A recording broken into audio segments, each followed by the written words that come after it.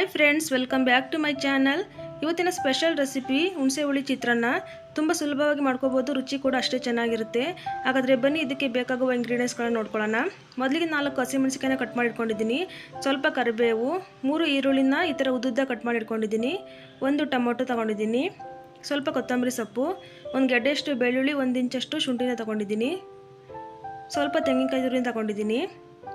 Next ಇದಕ್ಕೆ 3 table ಸ್ಪೂನಷ್ಟು ಕಡಲೆಕಾಯಿ ಬೀಜನ ತೊಗೊಂಡಿದ್ದೀನಿ, 1 ಟೇಬಲ್ ಸ್ಪೂನ್ ಉದ್ದಿನಬೇಳೆ, 1 ಟೇಬಲ್ ಸ್ಪೂನಷ್ಟು ಕಡಲೆಬೇಳೆ ತೊಗೊಂಡಿದ್ದೀನಿ, ಸ್ವಲ್ಪ ಜೀರಿಗೆ, ಸ್ವಲ್ಪ ಸಾಸಿವೆನ ತೊಗೊಂಡಿದ್ದೀನಿ, ಸ್ವಲ್ಪ ಅರಿಶಿನ ಪುಡಿ, 1 ನಿಂಬೆಹಣ್ಣು ಗಾತ್ರದಷ್ಟು ಹುಣಸೆಹಣ್ಣನ್ನು ನೀರಲ್ಲಿ ನೆನೆಸಿಟ್ಕೊಂಡಿದ್ದೀನಿ,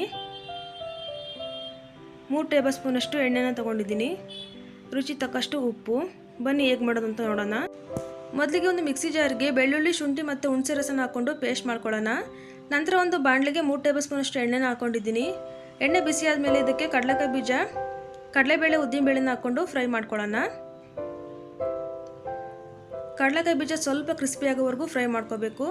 ನಂತರ ಇದನ್ನು ಒಂದು ಪ್ಲೇಟಲ್ಲಿ ಎತ್ತಿಟ್ಕೊಳ್ಳೋಣ. ನಾವು ಹುಣಸೆ ರಸನ ಹಾಕ್ಕೊಳ್ಳೋದ್ರಿಂದ ಕಡಲೆಕಾಯಿ ಬೀಜ ಮೆತ್ತಗಾಗ್ಬಿಡುತ್ತೆ, ಲಾಸ್ಟಲ್ಲಿ ಹಾಕ್ಕೊಳ್ಳೋಣ. ಇವಾಗ ಅದೇ ಎಣ್ಣೆಗೆ ಸಾಸಿವೆ, ಜೀರಿಗೆನ ಹಾಕ್ಕೊಂಡಿದ್ದೀನಿ. ಇದಕ್ಕೆ ಇವಾಗ ಹಸಿಮೆಣಸಿಕಾಯಿ, ಕರಿಬೇವು ಮತ್ತು ಈರುಳ್ಳಿನ ಹಾಕ್ಕೊಂಡು ಈರುಳ್ಳಿ ಸ್ವಲ್ಪ ಕಲರ್ ಚೇಂಜ್ ಆಗೋವರೆಗೂ ಫ್ರೈ ಮಾಡ್ಕೊಳ್ಳೋಣ.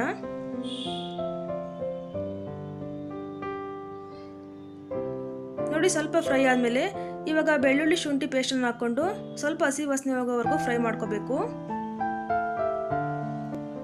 ಒಂದು 2 ನಿಮಿಷ ಫ್ರೈ ಆದಮೇಲೆ ಇದಕ್ಕೆ ಇವಾಗ ಟೊಮೊಟೊನ ಸೇರಿಸ್ಕೊಂಡಿದ್ದೀನಿ. ರುಚಿ ತಕ್ಕಷ್ಟು ಉಪ್ಪನ್ನು ಹಾಕ್ಕೊಂಡು ಟೊಮೊಟೊ ಸಾಫ್ಟ್ ಆಗೋವರೆಗೂ ಬೇಯಿಸ್ಕೋಬೇಕು.